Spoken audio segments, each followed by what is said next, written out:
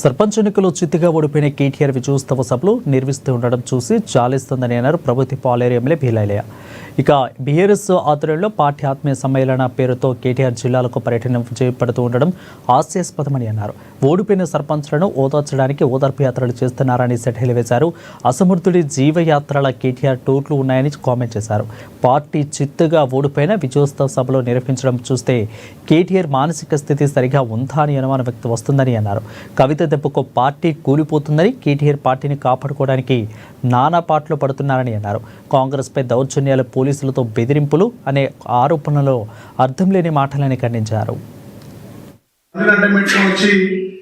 ఎమ్మెల్యేగా మంత్రి అయిన కానీ మా పెద్దలు రాష్ట్ర ముఖ్యమంత్రి వర్యులు అట్టడు వర్గాల నుంచి కింది నుంచి కార్యకర్త మనసు తెలిసే కాంచెల ఒక కార్యకర్తగా, ఒక జెడ్పీటీసీగా, ఒక ఎమ్మెల్యేగా, ఒక ఎమ్మెల్సీగా, ఒక పార్లమెంట్ సభ్యుడిగా వచ్చి తెలంగాణ ప్రజలకు కార్యకర్తలకు అండ ఉండి పల్లెలను అభివృద్ధి అనే లక్ష్యంతో ప్రజాపాలన అందిస్తుంటే దీన్ని చూసి ఓర్వలేక ఈ డ్రామారావు కొత్త డ్రామాను తెరలేపిండు.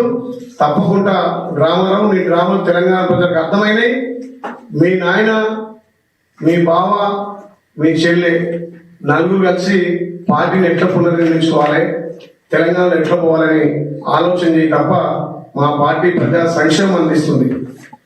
ప్రజలకు అన్ని రకాల మీరు 10 ఏళ్ళు అప్పులు రాష్ట్రాన్ని చేసినా, మీరు తప్పులు చేసినా, మీరు అప్పులు చేసినా ఒక్కొక్కటిగా మా గౌరవ ముఖ్యమంత్రి సర్దిద్దుకుంటూ ఇలా ప్రజాపాలన ద్వారా ప్రజా సంక్షేమం, ప్రజా అభివృద్ధి 2 కళ్ళ లెక్క తీసుకుపోతున్నాడు.